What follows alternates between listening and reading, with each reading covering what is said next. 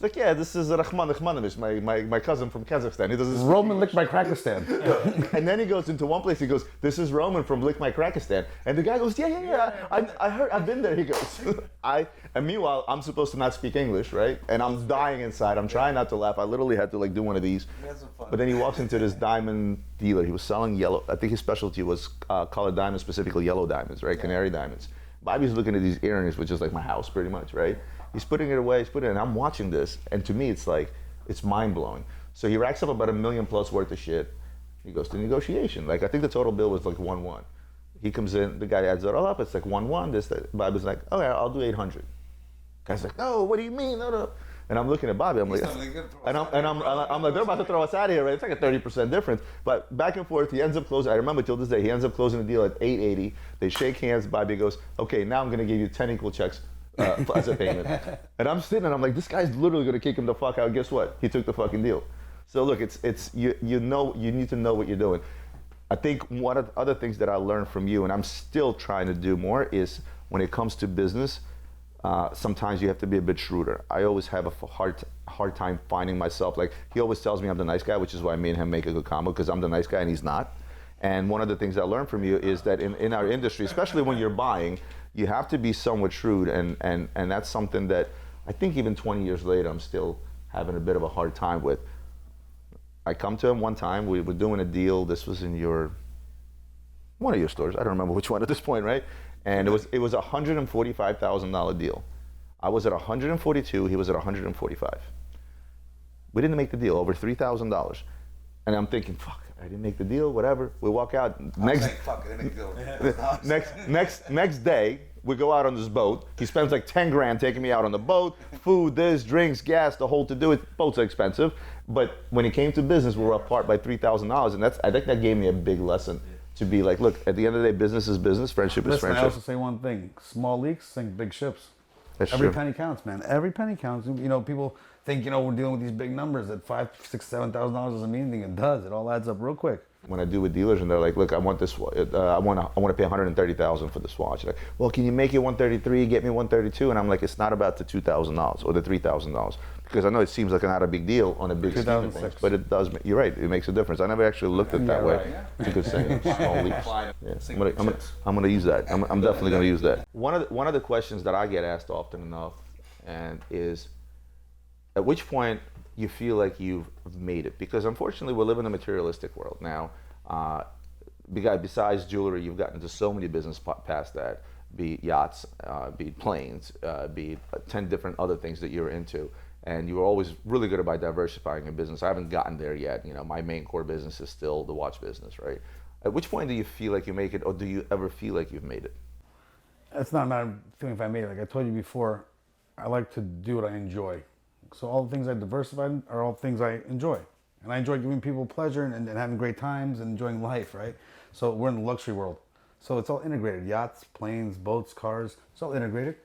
It's all the same client base. So when we first built, because the first 3 years of me being in business, it was all about eBay. There was no e-commerce yet. Then 3 years later, I built a website, and I was trying to come up with a name, and I came up with the name of Luxury Bazaar. And my thought process, it wasn't luxury watches, it wasn't TikTok, it wasn't watch this or whatever it was. Because to me, that the long-term idea was that I could sell everything luxury online, be it boats, planes, cars, etc. But we're still selling watches and jewelry for now. So you got me. Let me handle the rest. Okay, I got this. No matter how well off we become monetarily, right, or how many fancy things we're able to buy, how big our house is, at the end of the day, we deal with people that 9 out of 10 times are more well off than you, right? Here you are, you're worth XYZ, and then in comes a guy that can put you in his back pocket, right, money-wise. But at the same token, what I've learned over the years is I learned for that to motivate me rather than, because jealousy is a bitch. 100%. It's an inspiration. It's an inspiration. It's exactly that. I learned to be inspired by that. We are fortunate in our business that we get to meet those people. Exactly. And when we meet them, you're on an equal level. Because you have something they want. Exactly. I've gotten so much good advice over the years from people, whether it's real estate or in finance or whatever you may have it, that have helped me in my life today. Because you sold them a watch, you gave them a pleasure, you gave them their drug of choice 100%. at the time. But it builds great relationships. That's one thing I'm grateful for in our business. I built so many great relationships, you being one of the best ones, obviously, but also with clients. Obviously I'm grateful for our clients. We have a lot of very loyal clients. There's very little loyalty today, as you all know. That's because everything's accessible. Again, I keep going back to technology. Technology made everything accessible. Everyone knows what everything's worth. Everyone knows where to get everything. So who do you have left? Only people that really you have relationships with. People you click with, people that you can do things with together. That's where it all goes to my diversification, having the yacht charter, brokerage, sales. It opens a new door. But the yacht charter business, you didn't get into that as a business. No. You were always about, so Bobby was always about boats. So talking about flexing, like every time, we're talking about that inspiration. Every time I would come down to South Florida, I was inspired and still am inspired by him. And again, it may sound materialistic, but it's not, right? It's about the lifestyle, enjoying life. So, when I come to his house and I see a 92-foot Sunseeker parked in the back, that inspired me. Like, I literally told myself, Roman, play better. But then Bobby figured out that the best day of your life is when you buy a boat, and when you sell a boat, it's fucking expensive to upkeep. So being the savvy business person, he's like, you know what? I'm gonna buy a few more boats. I'm gonna open up a charter company, and I'm gonna get to ride these badass boats for free. So which is pretty. Because our time is limited. Exactly. How many days a year can you actually use it? So yeah, the math makes sense. The economics makes sense. Absolutely. Yeah, that's really why I didn't buy myself that boat, because Delaware. Delaware River is not exactly the cool spot to. We can do snowmobiles.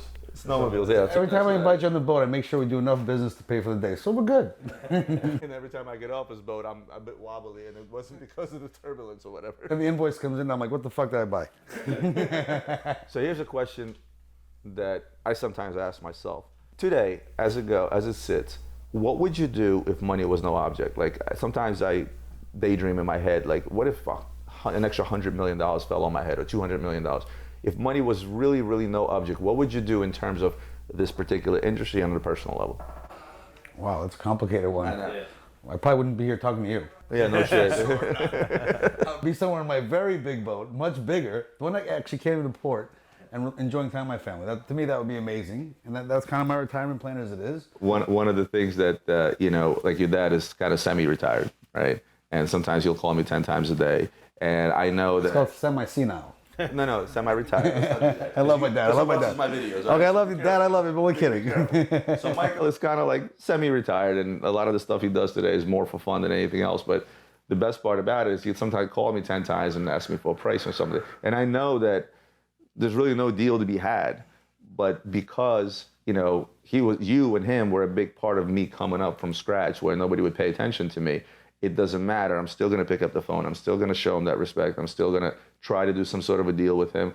He can be difficult at times. This is your dad. But at the end of the day, that whole loyalty aspect of it, I'm big on that. And as you said, that loyalty in this industry, especially, you always say you got to wear bulletproof underwear. Unfortunately, that loyalty goes away when people see the dollar. And people chase the dollar rather than the passion. And it is what it is. It's terrible. It is. Well, listen, again, the type of relationships like we have, like you have with my father and I have with you, that's rare.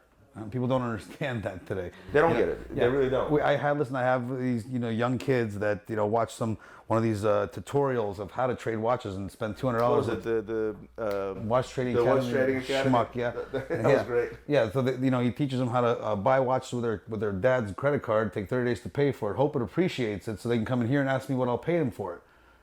That's great. That's how much does that cost? Yeah, so when they come in here, I say, listen, education ain't cheap. You're paying him. What are you going to pay me to educate you? Yeah, consulting fee, I call it. I'm sure you get plenty of this too.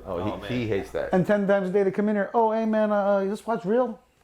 Or what's this worth? So I'm like, let me get this straight. You bought this watch online, right? Yeah. So you trusted the guy you didn't know online to buy the watch. You don't know me. You didn't trust me to buy the watch, but you trust me enough to let you know what it's worth and if it's real. Makes sense. Yeah. Adrian's got stories for days for that. I get it all the time. He gets Those are the pissed. guys that are ruining our industry, by the way. All these little guys that are they're stealing these kids' money, trying to teach them how to do illegal business without licenses, without paying their taxes, without anything proper. And these poor kids, they're trying to trade pre-owned watches now with guys they don't even know online. So you're seeing a lot of these cases. There's so much counterfeit shit, stolen shit.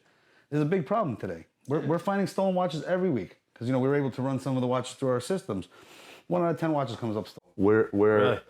My rule of thumb is especially on stolen goods is that I make it a rule that I won't buy anything from anywhere unless I have recourse. I.e., because this happens in our industry, you know what I mean? It happens.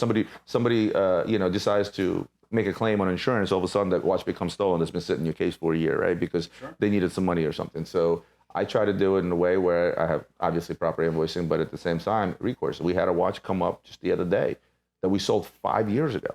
It was a baby and a doll that I sold for, I would love to have it back now. I sold for $82,000. It's two and a quarter now, baby and a doll, right? Yeah. But guess what? The place I bought it from 5 years later, I was a baby on the phone call. I said, hey, here's the letter. Like, no problem, here's your money back. And, you know, I gave the money back to the guy that I sold it to. He was lucky it was you. Exactly. But a lot of times it's like either... They disappear. People are in business for a year and they're gone these days. I hear these nightmare stories every day. You know, I'm worried that it's going to ruin our industry. This is what might plummet our prices right now. Because these are the same guys that drove it all up. You know, so it's really scary. I literally have local police officers. I love them all. But they'll be calling me from a Rolex AD, hey, what will you pay me for this? I mean, you've never even seen or heard anything like this. You know, they make more money selling 4 or 5 watches a year than they do on their salary, which is totally bananas, you know, but it's happening, and this is what's driving our prices up right now. So my concern is where this industry is headed. We know where it's at right now, kind of, but where's it headed? I think that right now, I mean, we just came out of a trade show, right? And when we walked into the room, we still managed to do, on an average, the same amount of business we would do in every show. But normally when I get to this trade show, we set up 8:30, 9 o'clock, from 9 to 12. There's 100 people around my showcase, and I will do 90% of my business in those first 3-4 hours. Like a frenzy. Exactly. Yeah, we did illusion. We did the math in our head, and now this show was slow for 2 days. So what happened was it felt like the show was slow and it wasn't good. But then me and him, we're driving up here. We did the math, and we're like, well, wait a minute, we literally did the same amount of business. It was actually quite a psychological mind fuck for lack of a better term. We're in the mood to buy. So for the past year, when we would be going to trade shows, I would tell Roman all the time, I was like, Roman, why are we going to these trade shows? You know, we work so hard to gather up all these, you know, hot premium pieces that are trading for less. Like, you know, to buy watches on the way up, it's tough to do because the guy, you know, will go sell. It's frustrating, very frustrating. So it's a lot of work. Absolutely. So we get these watches that we come to IWJG or any trade show, and then we end up selling them B2B for them to go sell to the other client. So I tell Roman all the time, I'm like, yo, why are we doing this? Why are we doing this? Why are we selling ourselves short? Why are we giving our product to the competition? And we would do a lot of business there. Today, we did, and even though we did a lot of business, I was still upset because my mentality was I can't replace, the piece. That's the frustration today. But you still can't get poor from taking profit. Today, we had 2 days. I think we probably did a quarter of what we did over the past 5 IWJG. No. You'll see the numbers. Let's call it a third. I was more happy today than before because there's a lot of pieces that I had that I paid a lot of money for that corrected over the past couple weeks. Hong Kong. That I got rid of. I was happy. I was happiest today than I was those previous. So you get rid of some dead merch. Exactly. I call it taking the shit. Yeah. You have to do one. So that's healthy.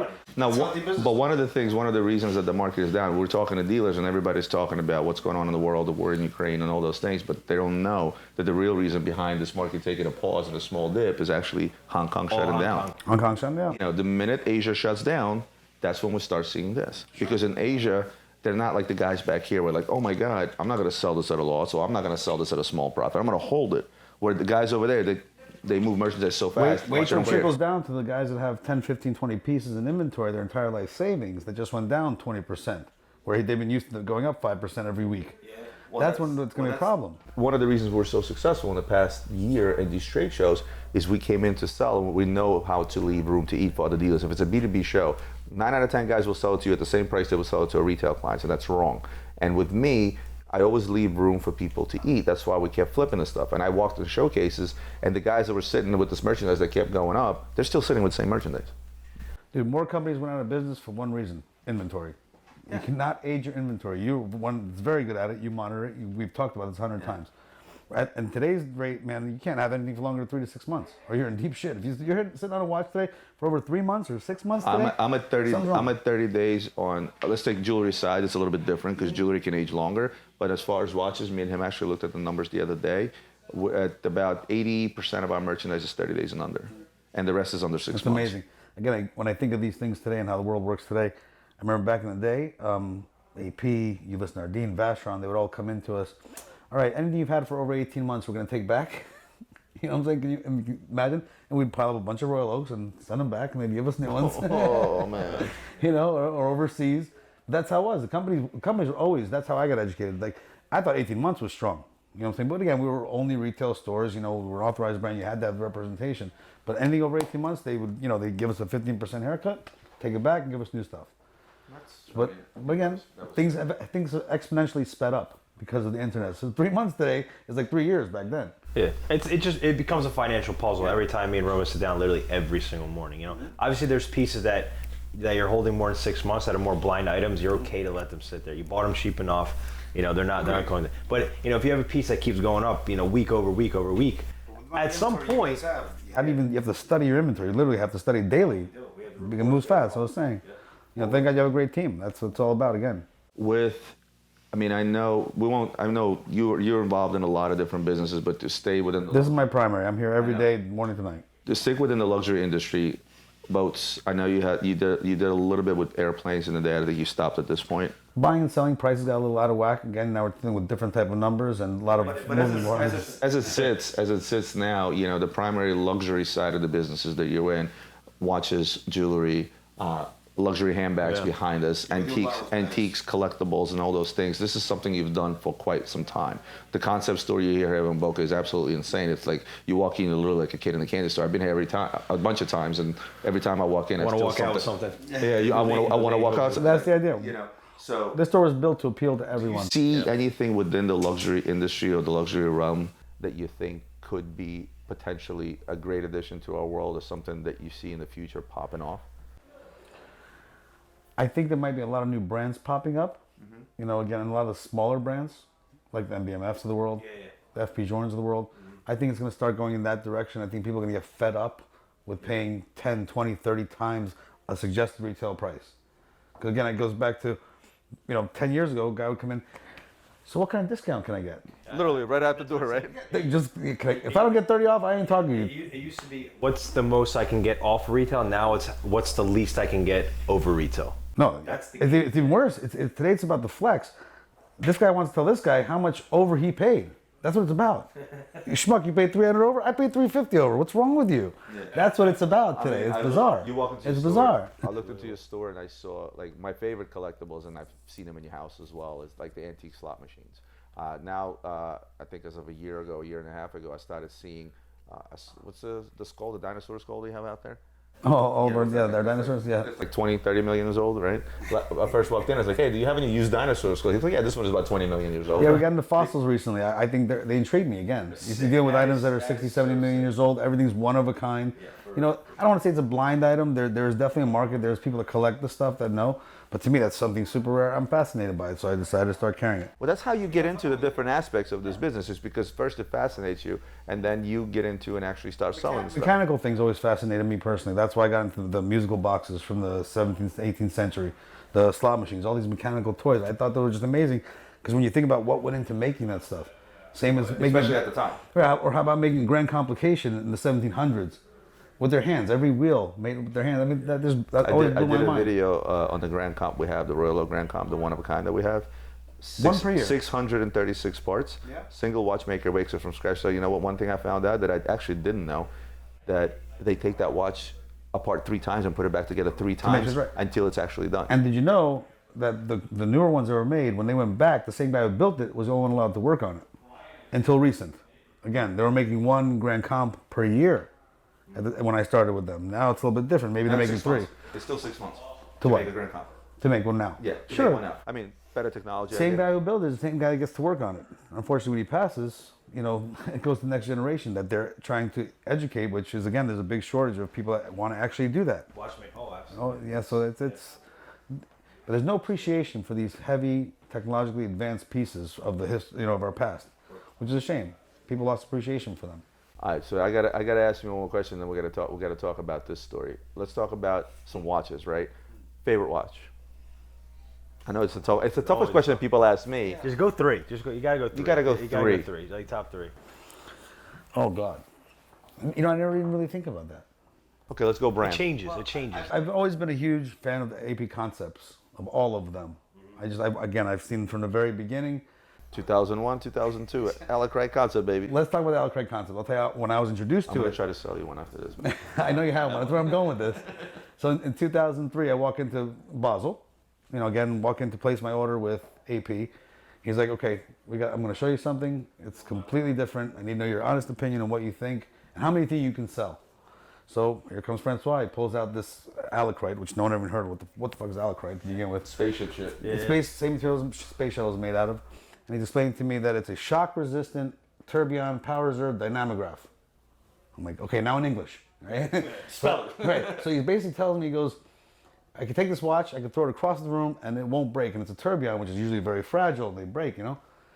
I said, bro, I said, if you throw that watch across the room, it doesn't break, I'm taking 10, right? He takes the thing and he chucks it, right? No way. I'm like, I was in complete shock. I pick it up. He starts writing, you're taking 10. I was like, I'm taking 10. I'm like, how much is it anyways? Well, it was 120 list, I think, when it came out. 125 was the list at that time. Yeah, our cost obviously with dealer's cost. Wait, by day 4, he calls me, hey, I need to talk to you. Come over. I'm like, what's up? He's like, I can't deliver 10. Yeah. Because he probably said, well, you know Bobby took 10 of these, right? And all of a sudden there's a line. Right? They made, what, 120 of them in total? 150. 150. It was 120 pieces. lists, 150 they made, yeah. 150 pieces made. That is probably one of my favorite watches. I mean, that was so ahead of its time. And I think that's really the turning point that you asked me about for AP, is when they put the Royal Oak concept case out there. I think it blew people away, way ahead of its time. Yeah. Way ahead of time. And it was way too huge for its time also. Right. But they did it with the offshore, same thing. Everyone made fun of him. Holy shit, what are you doing with the offshore? It's the biggest watch. Everyone laughed at him. Same with the Royal Oak. It's got to be the predecessor to the 𝗙𝗰𝗲𝗀𝗧. That exact watch. That watch And was 10 that's times the everything price else. of Richard I mean, Mille. I give Francois the credit. He's amazing. For everyone else. And I'll tell you why. Because what he did, when Francois said, I'm going to start slowly but surely shutting down authorized dealers and I'm going to go with the boutique route, I'm going to slash my production in half, right? Everybody literally followed suit. Richard Mille did the same thing, right? Everybody and their mother were following in his footsteps. And he didn't, it was a genius move on his part. And people were laughing at him. And lo and behold, a few years later, here you are, you can't even, we were in, I was in Bal Harbour.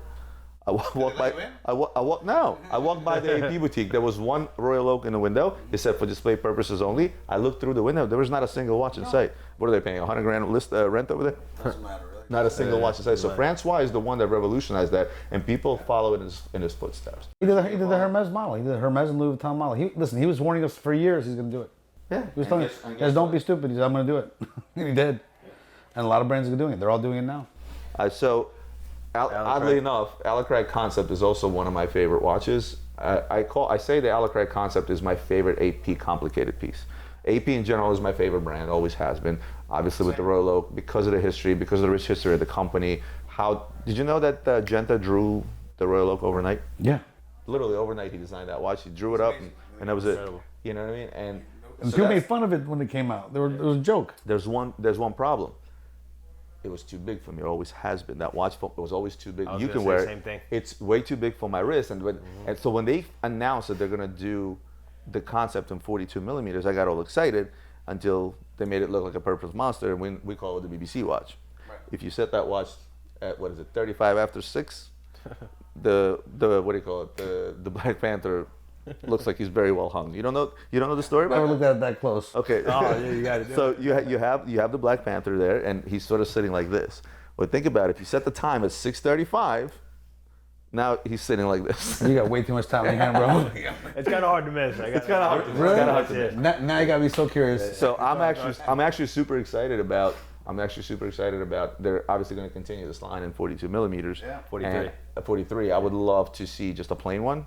Well, actually, the new one, the skeleton at 43, the new concept. That's amazing. It's gonna be nuts. Unbelievable. I think that'll probably revive all the older concepts as well, in my opinion. I think we're feeling it already. The demand is there. The look is there. Again, that look was 20, 30 years ahead of time. You know, it's hard to beat that now. That look in general. So yeah, I just bought myself a carbon concept. I'm going to be keeping it for a while. I mean, it's the second one they came out with. I think it's also very undervalued in today's market. Favorite car, Bobby? Favorite? Stop. Don't put me on the spot. I don't know. One with 4 wheels. No. Favorite car. Come on. Okay. How about favorite car in your collection? I would have to say probably my Bugatti. I've always been a Bugatti fan. I've had several. Again, I'm just blown away by what goes into making that car. Have you ever seen the documentary? Yeah. It's just, when I saw that for the first time, I said, when I make money, I'm getting myself one of those. You know what's funny? I saw the same documentary. I said, when I make money, I'm gonna get a friend with one. But then I had 3 kids and 3 college tuitions and a house and the whole to do. So I don't have a Bugatti quite yet, but I can always borrow his, which is great. So they're amazing. I mean, they're your orange Diablos. Well, you had it, man. You had LaFerrari, you had CJs, you had Senna, you've had But one of the things that he's so good at is to understand markets, right? He understands not just the watch market, not just the jewelry market, not the diamond market. He understands every market, so he knows when to buy and when to sell. But I don't really Have you ever lost money on the car that you've sold? I've lost money on cars. Cars are not my business. I know, but I do if that's truly passionate. I buy things I like. I really do. But because of watches, I have a different appreciation. If I buy a car, I want to buy the best one of it or the lowest mile one. That's worth keeping. Or the lowest editions. Some of the cars you have only made 5 or 10 of. Right, lowest edition one or a very unusual color. As you know, all my Ferraris are green, so to make them very unusual, people don't like them. I don't give a shit. I think it's unusual. I like the green, so to me that's worth keeping. I have all my green Ferraris, never sold them, nor will I. But it's hard. What do you buy, Tim? When you said your favorite car, I don't know what to buy. There's so many things that are amazing out there, but a lot of them are also mass-produced. You know, I love the Lamborghini SVJ, but 900 made. I mean, it's not a small number. That's a lot of cars. But when I had an SVJ, I had a 63, like we were talking about earlier. That's the one car I regret selling. I'm trying to buy it back, but 63 made. I had the only. What about $300,000-$400,000 over what you sold it at this point? Yes. The car market is. And that is a car I lost money on, by the way. When I sold it, I got scared during COVID. I sold it. It's all timing. Timing was everything. Yeah. I sold one of the most rare, Paul Newman Daytonas, the vintage one. Remember we spoke about it during COVID. I got a little nervous. I did liquidate some things. I sold my orange Bugatti. It was a different time. And it seems like it was forever ago. It was only a couple of years ago. Which is a shame on the orange Bugatti because that was the perfect car to park during Halloween. That was, I love that. The orange one was, every Halloween I see the post. ECJ Luxe, Boo, B-O-O, Gotti.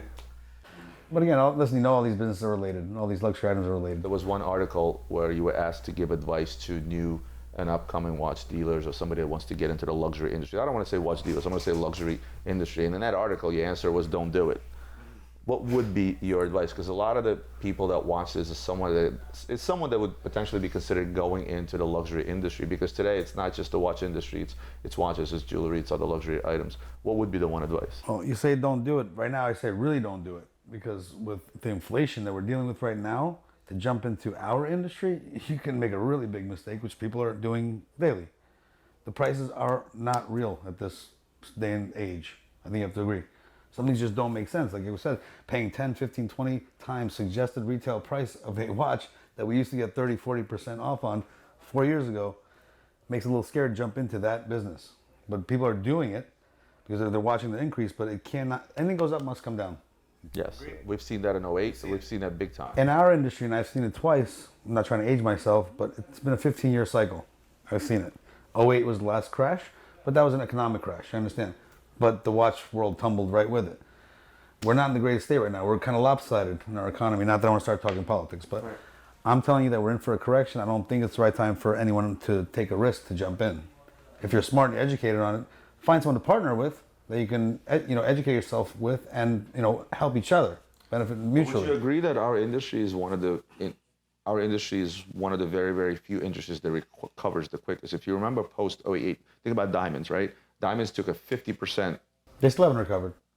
They have. They're coming. They have. They didn't really do anything for the last couple of years. I feel like but right now diamonds are pretty high. But I felt like for us personally, again, I was on a much, much smaller scale. I think that's what saved me in 08 is because I didn't have a ton of inventory, because I didn't have the huge overheads, But I saw literally a 3 months pause, like a dead pause, and then within 6 to 9 months, I saw a recovery. I saw the wheel, because people's habits don't change in the luxury world. Yes, their mood changes when they see their portfolios go down 20%, but somebody goes from a net worth of 200 million down to 150 on paper. They quickly get in. Correct. They know that it's going to recover. The mood changes also with what's going on globally right now. That's the bigger issue right now. There's a big issue right now because even like a lot of my big clients, I'll offer them something interesting, whether it be a cool boat or a high-end timepiece. And I want it. I just feel guilty buying right now. I have family over in Ukraine. We all have a lot of people that we can relate to in Ukraine. Yeah. Obviously, in this room, obviously. But so I think that's going to start affecting the whole luxury world. It's going to impact us for sure. What do you think is going to be bigger, right? Because right now I've spoken to some people that did business in Russia, obviously, and I've spoken to people. Business in Ukraine right now is over as we know it for now, right? Speaking with some of the people that did business there, for me, what I found from them, based on what they said, is that it's a push-pull, right? So right now you have a situation where you have people with money in Russia with the ruble devaluating by the second. I've seen, somebody literally told me there's a line outside of Mercury right now, a literal line. People want it, and they're paying $60,000 to $70,000 for stainless steel Daytonas because they just want to park their money. at the same token, you have, because there's not a lot of liquidity in those parts of the world, at the same token, you have people whose assets were frozen, who are multi-millionaires, but they're not liquid, i.e. they don't have the cash. And now you're seeing those guys dumping stuff for cash in order to have that money on hand. What's the balance? That's what I'm afraid of. Which one is going to outweigh the other? Because right now, in the last probably 2 years, watches have become a fake asset class, right? People are investing in watches. I tell people all the time, don't invest in watches. Let me ask you this. What's going to happen with all the pieces that were allocated for that part of the world now? They're going to be redirected. Not to Hong Kong. Yeah, Rolex for say, right? Rolex does what? How many pieces a year now? About 1 million. They do 1 million pieces a year. And that was about 35% of their market that just got blown up. Russia got 35% of Rolexes. Yeah. Ukraine, Russia? Yeah, you're right. Half the world, bro. Absolutely. That's my concern. They're going to redirect them. They manufacture them. They got to move them. They're on their business. But don't you think manufacturers will be smart? I mean, Rolex is a different thing altogether. But these companies project 5 years out. Their allocations are done 5 years out. They're not going to let these pieces just sit. You don't think they'll be smart enough to say, hey, look, we want to hold this merchandise back? You would think so, but I don't think. Or the production missed during COVID. Would that sort of offset it? I can't. That's just your opinion. I mean, I can't give you my proper opinion on it, but I do think they're going to redirect a lot of it right here, because demand is so big here in the States. It's the biggest market. Right, but they also don't take into account that a lot of guys are taking here and reselling to Russia as well and Hong Kong. So I'm not sure what's going to happen. Again, that's where this whole uncertainty comes from right now. And that's the scariest thing in our business is the uncertainty. Sure. When people don't know. You were just saying you were at the show and people were, a little bit worried about spending money writing the check. It's a temporary panic. I think the difference between now and 2008 is that there is much more demand for the product. But is that demand within the B2B world or the actual client world? There's much more demand, but there's much more accessibility. There is. Okay. And there's a lot more buyers right now. Well, I don't know. You can look at it two ways. More accessibility. Before you used to walk into Rolex, you had some Mariners, Hulks, Daytonas, all in discounted in the window. Yeah, discounted. They were accessible. Now it's just hard to get what you want.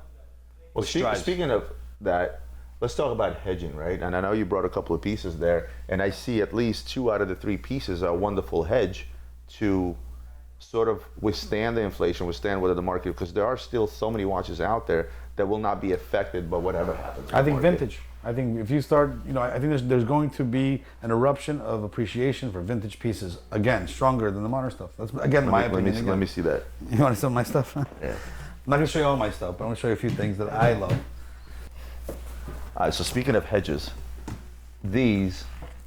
I mean, I know I sold you this, and I'm still biting my elbows because this has gone up in value like crazy since I sold it to you. But I told you I want to keep it. I know, but Bobby tends to keep stuff, and I think beach Daytonas, right? Mm-hmm. And then I remember having these watches at 20 to 25 grand, right? And right now they're 100 plus. I think these are wonderful hedges in terms of. Again, I love the fact that they're all made out of natural stone. Every dial is a natural stone. How often have they done that? Yeah, they're all unique. And the green one obviously is your color. Yeah. I'm still trying to get the yellow and the blue. If anyone has one for the right price, please call me or Roman. With the box. With must-have box. Must-have box. These are just some of my personal, some that I wear, some I just keep to collect because I appreciate them, if you will. I'm not a huge Patek fan, but for some reason, the blue 5168. Really? What is it about Patek that you don't like? I don't know. I guess because when I grew up in the era that everyone hated, the Nautilus was laughed at one time. So was the Aquanaut. You can give them away. Couldn't give them away. So I'm not sure if I'm past that yet, but I am past, how they appreciate it and demand now. But this one's just cool because I like the size of it and I like the color, so I've kept this one. But again, this is the concept I just got that I think this is the coolest watch. The carbon concept, the most comfortable watch to me and the most fascinating to me. Again, this is a watch you'd picture coming out today, not 15 years ago. Yeah, that's way ahead of time. That's why I love it. Right now we have the Alacrite, we have the Carbon, and we have the first concept GMT they came out with. So we did a thing on Instagram today. It's like literally 1, 2, 3, and there were 2003, 2000. This was 2006, I'm gonna say. Roughly so. And then the next one didn't come out. The GMT didn't come out for another 2012. 2012. This is a really cool piece. Do you remember? Well, you know what this one is? They found 250 movements, Jaeger movements, left from their partnership with Jaeger. AP and Jaeger were partners at one time, so they decided to make the Royal Oaks 250 piece limited. This one Yeah. Really? Yeah, that's the one with the Jaeger movement in it. That was the last one ever made with the Jaeger movement. Yeah, up there. Okay. And then guess what? Yeah. And this is the kind of stuff that's, I say watches are not an investment, but there's some exceptions to the rule. And this would definitely be one of those exceptions because, good luck trying to find one. And when people ask you, what's the market value on something like this? It's really whatever you want to ask. Correct. This one's brand new, never been worn with all the tags. This one. That's special. Talk about That I vintage love. and talking about sleepers.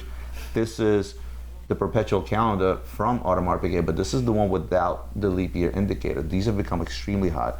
We just sold a platinum version of this with the MOP dial upwards of $500,000. And these things, people slowly but surely starting to find the appreciations for the stuff that's technically even neo-vintage and becoming vintage. And I'm pleasantly surprised and happy you have this in your case. All right, so earlier we were talking about AP. So when AP opened up their first boutique in 2003 in New York, they made a watch to commemorate that night. Again, the brand was just starting to pick up. They didn't know what to do. They only made 150 of these. The Royal Oak Boutique Edition. Yeah, this one's brand new, never been worn, still with all the tags. and I've had it since then. It's never been sold, actually. And I'll show you. It's our paper's no date. So we never sold the watch. I don't even know what that reference is. That is the Royal Oak. That's the New York boutique. Now, mind you, what made that watch so revolutionary? First of all, this is at a time where offshores were selling better than Royal Oaks. Nobody understood it. Nobody understood these, and also PVD. Francois was. Can I take this? Yeah, you're the first one to ever take it off. Oh, It's okay. Don't drop it. Don't worry. You know me with watches. That watch literally been in the safe for the last 15 years. Question: can you take the strap off and put a bracelet on there? They don't make a black bracelet. But if you buy a steel bracelet in PVD, And that's the only way. this will look fine. Look, Take a Royal Open PVD before you touch the original When this one. thing came out, this is at a time where I was, like the Montoyas were going through the roof, all the limited stuff. And when that came about, I couldn't give that watch away either. And today, that's a priceless watch, especially NOS. I mean, he's never going to sell it, but No. that's a priceless watch today. This watch is memories. And most of the world, Incredible. if I showed it, like you didn't even know what this was. I knew what this was because I've had one of these, but how about I sold one for 12 grand? How about that? Yeah, that's crazy. The retail at the time when they came out was around 16,000, 12.9. 12.9. Oh, 12.9 was the retail. There you go. Do you remember? Oh, I got one for you. City of Sales? No, City of Sales was the first watch I sold on eBay for $9,750 to a guy in Germany. That I remember. What was the retail on an end of days PVD offshore? Do you remember the original retail? 13.9. No. When it first came out, it was 9,800 retail. 98, yeah, you're right. It was under 9,800, 10,000. Yeah, you're right. And then he jumped them up. You're right, It was you're right. 9,800 retail. My Worth Avenue was like 12.9. Yeah, because Worth of the Avenue was bracelet. 12.9. Yeah, you're Exactly. right. So I made that watch is what inspired the Worth Avenue, was that green and black combo. But Now, this is special. Because Bobby's in Florida and then, he seems all modest. He's actually not that modest when it comes to watches. He likes a lot of blingy stuff. He likes diamond pieces. Going back to when I first met him, he was wearing a Royal Oak chronograph on a strap, diamond, full diamond. It was a blue MOP subdials, full diamond. At the time, the watch retail for around $98,000. You could pick them up on the market for $40,000, $50,000, $60,000 at the time. And my thing was one day, when I'm good at this is when I was still doing this part time. I was like, one day I'm gonna have that watch, and I ended up buying that watch. And I called him right away. I said, Bobby, look what I bought. I literally told him 10 years prior to that or more. I was like, I'm gonna have that watch one day, and I had it. And so speaking of bling, how about an RM11? 03. White gold full pave. White gold full pave. That's my evening watch. What was the list on this? Do you remember? It's irrelevant. Irrelevant. Completely irrelevant. Exactly. So that's one. This is sick. Vegas. Vegas. Again. 60 pieces made, factory diamond. So that thing comes with this box with chips and this and that, and that was Amazing piece. exactly one of those things where he's got the location. Like for me to be in the suburbs of Philly wearing something like that probably won't work out. I don't even wear diamond watches anymore. Let me ask you another question. Do you know how to use the overtime function on a Mancini? An obvious choice, hence that? Bobby's green color. That's the only reason it's still there. For sure.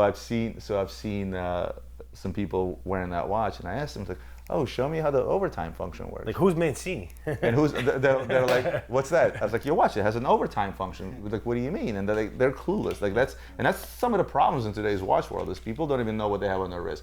9 out of 10 people won't tell you what the dynamograph does on a This concept. watch really frustrates me because I think it's super undervalued. Rose Gold Grand Prix. Extremely underrated. This watch is, again, way ahead of its time. Who did a carbon ceramic bezel ever back then? Well, AP was a first in a lot of things. PVD was the one thing that I think they introduced in the market. Carbon, they introduced into the market. Ceramic, they introduced into the market. How about rubber straps? Forget everything else. Rubber straps was another thing. This is why I've always admired Francois as a genius. I think with these older AP limited editions, I think what it all comes down to now is wearability of the watches. I think they are not for the average wrist, even me. You're right. I mean, that's why I have a permanent mark here. Grand Prix, Montoya's, 𝗵𝗍𝗀𝗍𝗍, none of that. Yeah. Right? Yeah, these So- 44s, I have a hard time too. Exactly, But, because they dig into your but wrist. you know, they're still unbelievable. But now with the with their new systems, their curved cases and the interchangeable They're smart. straps, They it's adapt. much more comfortable and Agreed. it's much more flush on the But I wrist. think it's only a matter of time till you see the Vegas, the Grand Prix, I think that's been a big success with Richard 𝗙𝗎𝗓𝗏. Mille. Most 90% of their watches are comfortable no matter what I size mean, they are. that 1103 Yeah. is the same It's a size as huge this. watch. It actually probably measures bigger this way. Yep. But it's flush. The way it's set up, curved. the way it's curved, comfortable. absolutely. There's no Richard Mille there that I I can't can argue. that's ever made that you can't wear. But that's where this watch was way ahead of its time. They did it here. Yeah. Why they didn't continue until all the other ones from then, couldn't tell you. These are actually super rare. Yeah. The 𝗙𝗏𝗏. They're just I think they'd be like 250 in each color. The green, the yellow, the orange. If you ever see a green, you know where it's got to go. I got it. super rare. But it's like a lime green. It's not really like a green green. No, it's It's green enough. green It's enough. green enough. That's one piece I've been dying to get. I can't find one. I'll I keep regret that in something. mind. Please, if you ever see one. I'm gonna finish this off with a funny story. So, if you guys Google man locks Steve Oh, in God. vault. So, look, there was a whole story about it. It was on TV. So, You gotta embarrass me. yeah, quick. But it wasn't. I think it was a badass thing to do. And you had. It's like in our business, sometimes you feel shit. Like you just You feel. sit in your chair. Sometimes you feel shit. Like sometimes you get a certain energy from somebody, and I think it's that sixth sense Intuition, yeah. that's that intuition that makes successful people more successful. So what happened with this lady again? She came in. Oh man, it's a little more complicated than they made it sound on TV. Right, I know. That's why I wanted to hear it from you. They were trying to set me up for months. And there was a broker in between. Some young kids, brokers came in. We got this guy wants to spend millions of dollars on diamonds, blah blah. He wants to pay cash in Paris. I said, bro, get out of my store. I'm like, I don't want to hear this story. A few months prior, a friend of mine got taken like that out from Vegas with one of my big watches. I knew this was going on. It's a known scam. So I told these guys to get away. Nice kids, but in a nice way. I'm not interested. Came back 2 weeks later. He goes, no, he's willing to send you a wire if you don't want to take the cash. And then come pick up diamonds. I said, you put that together, no problem. You get a commission, whatever you want to do. But bro, I don't have time. Please don't waste my time. Okay. He's like, well, send him some certificates of what you have. I sent him about $20 million worth of things we have in stock at the time, different diamonds. He picks out about $7-8 million worth. He says, okay. And he says to me, he goes, I have a GI gemologist flying in. He's going to examine the stones, match them up to the certificates. Now it's starting to sound like he knows what he's talking about. But this is already a month into this, back and forth. Negotiated a price on the stones prior to him flying in. So I'm like, why don't you send me a deposit? $500,000. You know, put it in escrow. And he wouldn't. That's sign number one, right? First red flag. He wouldn't do it. I'm still playing along. These kids are running the show. They're talking to him. They made me sign a non-circumvent. These brokers in between, right? Yeah.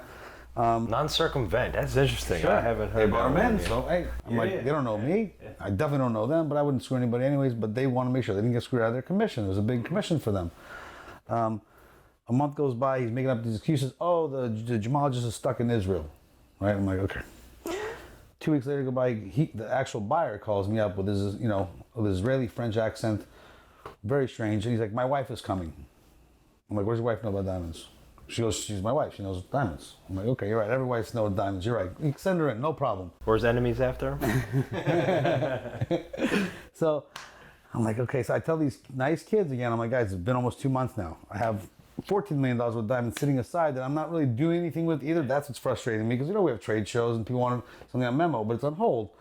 And I'm like, now I'm like 50-50, but it started getting to be about 70% short. It's bullshit. So he says, 1 week she's going to be there. I said, fine, you got 1 week? And I said, deal's off. I don't give a shit. I'm not doing this. Day comes. These two kids come. They broker the deal. They're in the store. And this real skinny, frail, sick-looking woman comes in. And, again, I don't judge. But obviously, you see somebody's wearing fake shit from head to toe. Oh, for sure. Right? And a $15 diamond ring. And you're here to examine $7 million in diamonds. We knew something is not right, obviously. Me and Bert were prepared. So we always had a plan. Whoever comes, they're sitting in the safe. And that door's getting closed, and Bert was supposed to be in here with me. Right? You're the only one's ever going to hear this full story. I've never given this full story. Yeah, that's why I wanted to know about this story, because when you see on the news, it was one thing. It was pretty fun. So Bert's standing right there. She sits down right there. I sit down right here. And I see her. She keeps looking over her shoulder, and she doesn't speak any English at all. no English at all. This is what you sent to examine $7 million worth of diamonds. I pulled Bert aside and I said, listen, this is definitely going down. I just don't know how, but it's going to be interesting. We're laughing about this. The entire store knew. So she starts yelling, screaming, blah, blah, blah. All of a sudden, one of the kids, he's out there waiting, wouldn't let them in, says, come out here. The husband's on the phone. I get on the phone with the husband. He goes, please. He goes, nobody could be in the room. It's making her very nervous. She's a very sick woman. Would you mind asking him to leave? I said, no one's leaving. I said, I want 2 sets of eyes, and there's cameras everywhere. At the Hong Kong show, there's big diamonds displayed there as well. Every show. People do Every the show. bait and switch all the time. You got to listen to the rest of this. So she sits down here at the table. I went out there to talk to the husband. He goes, please, she's very sick. She's nervous. He goes, well, can you ask him to leave the room? Just you and her. I mean, obviously, I'm like, okay, now I'm excited to see what they're going to try because there's no fucking way she's leaving here with 1 stone. I know that. So I said, Bert, go stand outside. So Bert goes stands outside that door and just staring in, right? She turns around again. She gets frazzled again, starts yelling and screaming. I said, Bert, just give us some space. So Bert went to his office. Obviously, everyone's armed, and he's watching on the camera now what's going on. So she breaks out this little bag, like with a zipper, like a makeup bag, opens it up, takes a bunch of tissues, puts them down, like nice and neatly. Goes in this white bag, grabs some duct tape, big roll of duct tape. And she speaks no English. So I'm like, what are you, tie me up? No response. I'm trying to make sure she doesn't speak English, right? Because we were already talking about her in English. She didn't respond at all. I said to Bert, right in front of her, Bert, she's going to try something. I just don't know what. Not right like this. We were sitting like this. She didn't say a word. So I know for sure she speaks no English. All of a sudden, she's yakking and like doing weird shit, like making me nervous, right? I'm like, I don't know what to do here. She grabs this tape and some scissors. I'm like, okay. And she's like, so where are the diamonds? I said, okay, stay right there. I had them in one of those glass containers over there. So I said, I'm going to grab 3 at a time. You're going to look at them. So I bring the first one out. I'm holding the other 2 in my hand. I'm just watching her hands. I'm like, she sees them. I'm like staring at them. She opens the first one. She looks at it. I'm like, you don't need a loop? So she takes a loop. So we know this is bullshit. But I thought she was going to try to switch one at a time. I thought, so I gave her the less expensive ones first. She takes one, closes it up, takes 2, closes it up, looks at the third one, closes it up.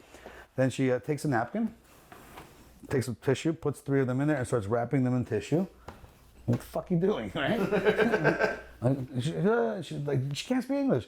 I'm like, okay. So I put a tray and I let it sit there. I won't turn my back. I went and got all of them. I put them next to me here, and I show her all of them. By the time I got to the 7th or 8th stone, there was like 14 stones. She's like, okay, just pack them up, pack them up, pack them up. So she starts doing that whole tissue thing, putting 3 in each tissue. I do the same. I'm like packing my own shit up. Right? She has an envelope. She tells me to put them in. I put them in. I'm like, this. And I'm telling her, like, this is a magic trick. I'm like, this is so cool. Like, what are you gonna do here? And Cameron could do that, by the way, for you. I'm sure. I would never do this with you, for sure. Because he's actually good. Yeah, you're good. She was no good. So I stick him in this little paper envelope, and we close the top, and she gives it to me in my hands. She's like, hold like this. I'm holding like this. She takes the tape, and she's like, taping them, right? It's like this, like around and around, like 20 fucking times. And I'm like, okay. And she put it down. I said, okay, now what, right? I'm like, is the wire coming? I'm like, I don't, you know? So he calls, again, I go outside. I didn't leave, a Spur came in to watch the thing. And he's like, okay, he goes, we're good. I'm gonna send you the wire and she'll come pick him up tomorrow. So fantastic, right? I come back and sit down with her. I said, okay, bye. No. She starts yelling again, yelling and screaming like a chicken. I'm like, I don't know what you're saying, right? So she's trying to get me to turn around. I happen to have like a box here, a Louis Vuitton box. Turn around, she put it in there. I'm like, and I won't turn around. I'm like, Bert, now you're hanging out with us. Deal's done regardless. So now, Bert, just stand right there. Bert's standing right there. He calls again. He goes, listen, she wants you to lock it in a safe or something. So no, I'm like, it's sealed. I'm like, I signed it, whatever you want. It's sealed. You're coming tomorrow. You can examine it again if you want. I mean, I don't know what you want me to do. Tell this guy. Let's make it comfortable. Put it into something. So I'm sitting down there. I said, listen, I'm going to put it in there. She goes, okay. And then I see she's getting closer and closer to the envelope, right? And then so she tells me to turn around again. I say, hey, let me try this shit. I turn around. She grabs the envelope and sticks it in her bag, right? I'm like, what are you doing? I'm like, that's what you're going to do, really? Like, but she didn't realize I bent the corner on the envelope. So I can identify my own envelope. Sure enough, took a different envelope, looked just like it. That's why she had her own materials. That's what it was. I got so pissed off, grabbed the bag, ran out, called the cops, and we locked her in here. She actually started ripping up the bogus one and sticking it up her crotch. You didn't see that part? No. Yeah. So when the cops came, they grabbed her and they shook her. They were shaking her. Yeah. I felt terrible. You know, she's like an older woman. Like she got all nervous. It was a terrible situation. If she spoke English, she would have never done that, though. I kept warning her, I'm like, don't do it. I'm like, don't do it. They didn't get that on camera, obviously. I'm like, just don't do it. That was terrible. And I hope it never happens to anyone else. But yeah. Wow. Yeah. I don't think I've ever had a story like that. I don't And you think should have I've, seen the stuff that she had in there. It was like a big candy ring. Yeah. But she had it ready to go. Fake package looked just like the real one. That was the scam. and that made the news because you literally, I mean, what people, I don't know what people are I thinking. left her in there for 10 minutes in the dark. No one told her anyone that either. Yeah, of course. She got hers. But yeah, it was terrible. The thing of it is now, but through her, did they get? It's got to be a ring of people. I don't think the kids were involved, it right? was a ring. Oh, so the guy called after. He says, "What's going on?" I said, "What's happening is whoever the fuck you sent in is going to jail." And the guy literally says to me, he goes, if my other guy came, he would have got you. He was much better. This is their job. way. Just like that. And he threatened the other kids that brought him to me that they're going to kill him and all this stuff. Yeah, it's a serious But ring. were the kids involved or no? The brokers. They were, and I made them pay me 10 grand a piece in penalty, and they did. For wasting my time and shipping. I shipped a lot of stuff. You move around $2-3 million stone. You know what it costs. Wow. The kids did right. I feel bad for them, but it was a good lesson for them. I said, dude, when the deal's too good to be true, it is. That's words of wisdom. I always say that to my sales team. Absolutely. I've told it to him numerous times. If something is too good to be true, it usually is. 100%. All right, guys. So this is going to wrap up our first podcast. Bit of a pilot. We're going to be back with more of these with other special guests. As far as Bobby is concerned, it's ecjluxe.com, where you'll find not only cool watches, diamonds the size of my head, and dinosaur skulls, among other special things. Definitely check him out and show some love. ECJ Luxe on Instagram and ecjluxe.com. I want to thank you, Bobby, so much for doing this. He didn't really want to do this, I'll be honest. I had to talk. I basically told him, I'm coming and you're doing this, right? Hopefully he'll let us out of this vault because we are inside of his vault. And I appreciate for you allowing us in here, showing us a glimpse, giving people great advice, because that's what this podcast is going to be about. Guys, like, comment, share, subscribe, and we'll see you next time. And congrats on your success, guys. I'm super proud of you as well, and I'm proud to be part of it. Appreciate it. Thank you so much.